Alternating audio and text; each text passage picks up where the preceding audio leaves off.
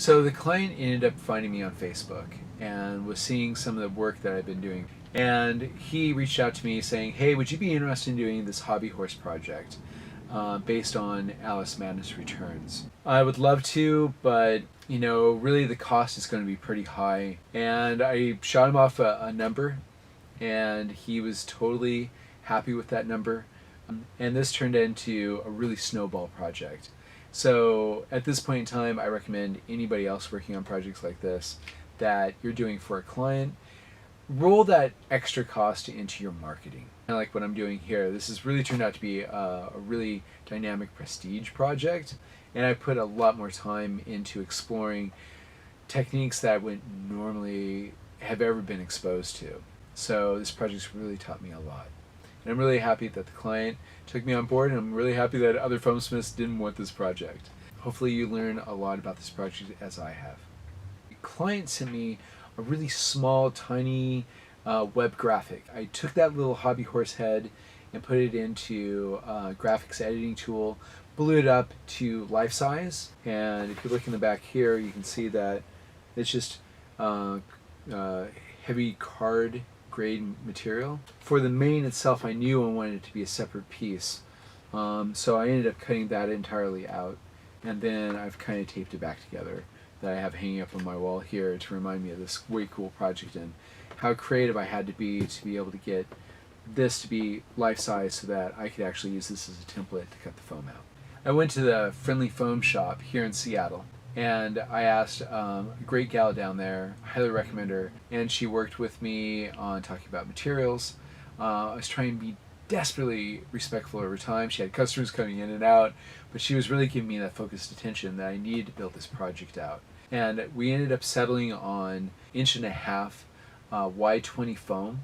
I ended up getting a large enough size 22 by 22 inch square blocks, in which I put the template over the foam, and then I was able to cut it out. Highly recommend you looking at Friendly Foam Shop. Actually, I've been using them since 1989.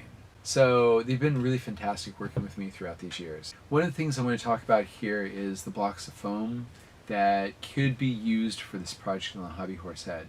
I actually ended up using just normal Y20 foam. Y20 is just the pounds of pressure in which you squeeze.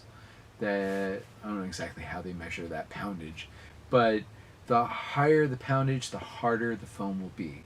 And I know it goes Y20, 30, 40, and 60 that I'm aware of. So the Y20 normal, Y20 2-pound hardness is pretty sturdy on this project.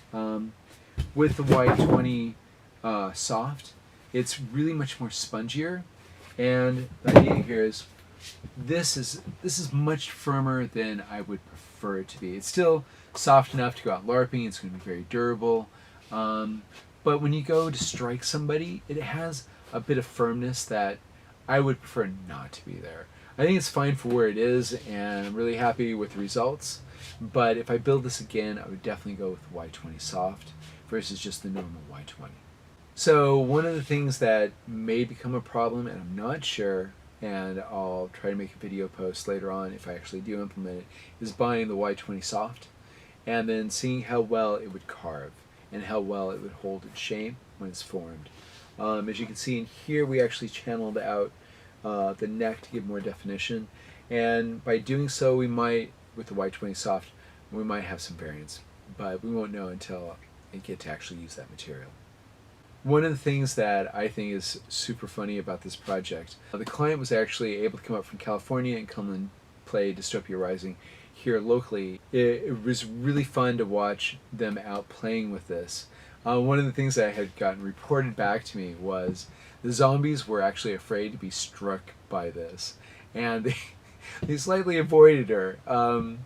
So in a way, it's got +2 against zombies not wanting to be struck and fight you. So I thought that was pretty funny that we intimidated zombies with it. I used 1.5" thickness foam. I used 2 of them, so it's 3 inches wide. I think if I was to do this project again, I would go with 1-inch foam.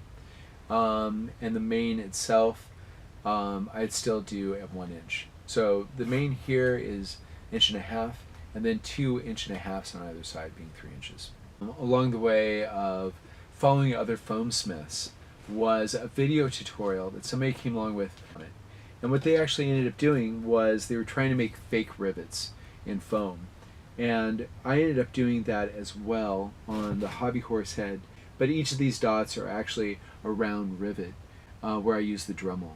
Also, the Dremel was used on the mane as well. I was talking to a friend out at a dance club, and I was telling her about the main part that was going on to this, and that it needed to be carved. And she kind of put her hand up and said, I would love to work on that main part. And she came over, I showed her what was going on, and she ended up taking it home with her along with the Dremel, and she ended up just carving out the beautiness of the mane here. I'm really happy with what she did. It's what I had envisioned to have happen. The sweepiness of the mane should go in alternate directions going down the mane. She was able to hit that mark as well. It's always fun when you get a chance to collaborate with somebody that you think so like-minded that this project turns out as cool as you expected it to be. I actually had envision of using the Dremel on these areas as well. These just got painted on. Another thing that I had thought of was that I would use the same thin 1/4 inch crafting foam that I used for the horse harness on this project. Would have been done down here as well, but that didn't get done. Plastidip is what I used on this particular project. It has 5 coats of spray paint, Plastidip. In this project we didn't do any painting of the actual paintable brushed Plastidip. And so far it's really been durable, it's held up really well. Now this did another thing where we used enamel paint, Testors model paints, and used a spray can version of their metallic green, which I absolutely love. I actually used it in my childhood on my D&D figures. So when I saw this project and saw the concept for the Nightmare being black, but it had a green sheen to it, I got a chance to use my favorite, all-time favorite model paints on this project, which really turned out good. But the problem is that I think in between the Plastidip black and then a base coat of the green enamel, and one of the things that I would like to chat about now is the LED lights and the harnessing that I actually put into the hobby horse head. When doing so, the actual wiring actually cuts through the head on the underside here, and then it ends up all coalescing into the button here, and then it backtracks all the way into the power supply itself. I actually added an extra light wire down here that eventually I thought maybe I'd want the tail end to actually light up, but once again time constraints didn't allow it to happen, although I left the option there to add extra wires so I could add extra lights later if it became an option that I could actually do. I would like to take time to show off the LED lights that we have here in the hobby horse head. The teeth are glowing white, and the LED lights up in the eyes are glowing red. This proved to be much more of a challenge than I expected.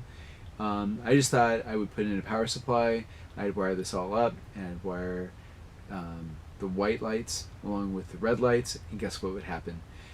One or the other would actually just turn off. Once I added white into the system, the red would turn off. I can't remember which direction it was. Or if I added the red and then added white, one or the other would turn off consistently. I can't remember which one. I actually went out to Gothic Tea here locally, and I was showing off the hobby horse head, and I was showing the problem that I was having was when I added one LED to the system, one would turn off, and somebody was like, I think what's happening is that one or the other is actually dimming. So it wasn't actually totally going out, but they saw it dim. So that gave me a clue, and I went and talked to a bunch of electronic friends. I posted on Facebook, did a small video of my problem, and electronic friends all kind of chimed in saying, don't know exactly what's going on, but give this a go. And what it turned out to be, a good friend of mine, electronic specialist, said, go to this website and it will do a resistor calculator based on LED lights that you have in the system, how many, what's your power supply, and what LED light colors you have in it, and then it'll give you an algorithm and tell you what resistors you guys need to actually add to the system to make sure everything plays well together. So it would turn out to be a huge learning curve for me, but it was one that eventually got solved. It took maybe about 2 to 3 weeks to figure this out. Poof, the red lights and the white lights were working and playing well exactly together, which was really fantastic. Another thing that I do for live action role playing is we play at night. So this particular LARP prop is going to Dystopia Rising.